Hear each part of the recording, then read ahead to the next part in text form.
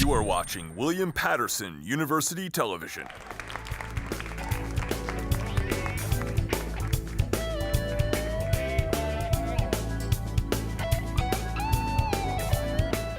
Thank you so much for coming out. My name's Matt Camera. People suck. I think we can all agree that people suck. I mean, if you're a human that lives on Earth, you've probably come across a few assholes in your life. I mean, like, I know that I have. Like, nothing will ever beat this one time when I was using the urinal during class. So, like, I was at the urinal. I was doing what you do at the urinal. And my classmate, he pops his head in. And he goes, "Yo, can you do me a favor?" This is like the situation that your mother warned you about when you're a kid, right? Like, when you're that vulnerable, a number of things can kind of go through your mind. Like, I have no idea what this kid has planned, you know? I'm a little conflicted in this moment because, like, my mom, she raised me to kind of be nice to strangers, but she also definitely told me not to respond to people who approach you in a bathroom, right? So, I kind of give him the benefit of the doubt, right? And I say, yeah, it kind of depends what it is. And he proceeds to tell me, "I'm hungry, I'm out of cash, could you buy me some snacks from the vending machine?" Right? Now, my first question is, how many people turned him down before he got to me? Was he approaching people in the hallway, or did he just gun straight for the bathroom because he was hungry? I mean, it worked, because I spent $3.50 on a muffin and some chips for this guy, right? And I see him send the money through on Cash App, or at least, like, I thought that he did, because for the better half of a month, I did not see that $3.50, right? I don't think I'm asking for a lot here, but this kid, he started leaving class early to avoid seeing me at the end to pay me this money, and it's not a lot of money. So, like, I wasn't really planning on making a big deal out of it, but, like, it's kind of about the principle at this point, like, I've never been in a fight, but, like, I thought about a lot of different ways to get back my $3.50, right? And kind of the strategy that I was leaning towards was to get him somewhere where he couldn't avoid me, right? The urinal, So I planned to skip class and wait in the stall until he inevitably came into the urinal, right? I just kind of pop out and go, "Yo, can you do me a favor?" Right?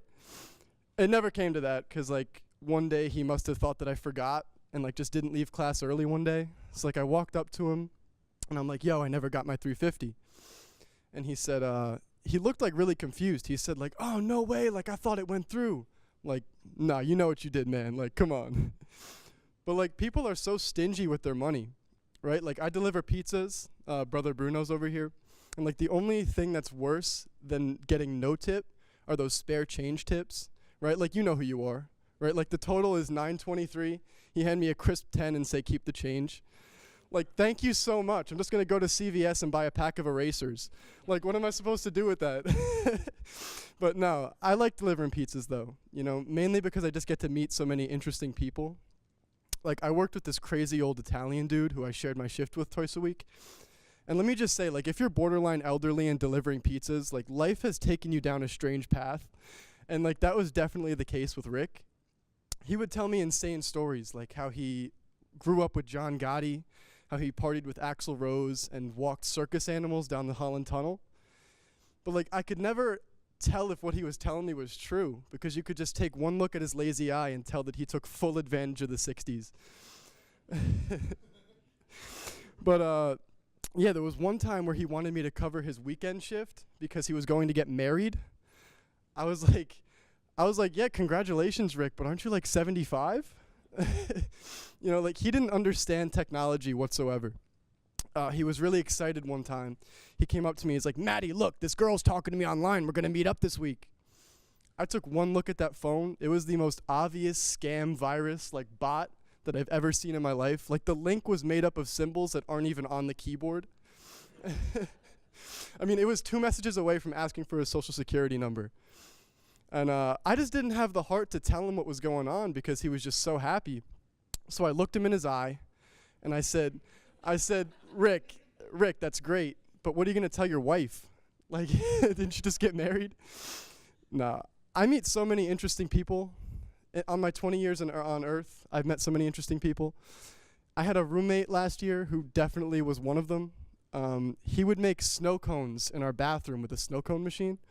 Right, but they were, like, barely snow cones. They were just kind of chipped ice in a red Solo cup with Kool-Aid flavoring in them. And he was so proud of them, though. You know, it would be around like 1 a.m. I'd be relaxing, watching Netflix, and all of a sudden I just hear like coming from the bathroom, and it startles me every time. I freak out. And he pokes his head out every time without a beat and goes, "Hey man, you want a snow cone?" I will never want a snow cone. He tried vending the snow cones out of our dorm. He tried like a little startup business. His business model was genius. It was $2 snow cones, but $1 if you bring your own flavoring. Who's gonna bring their own flavoring?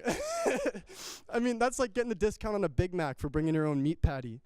Like, yeah, I don't think he sold any. But he repurposed his mini fridge in our room for holding just bags of ice for snow cone production. So that means that he would keep some of his food in my fridge, which I was okay with. I told him he could do that. But one day he comes back with a lot of groceries, like 10 bags of groceries. He's like, "Hey man, we gotta clear out some space in the fridge because I just went food shopping." And I'm like, let me just get this straight. You want me to take my food out of my fridge so that you can put your food into my fridge? Yeah. I said, you can take your rotisserie chicken and get out, because there's no way, that that's happening. He just had this like weird philosophy that everything that I owned was also his.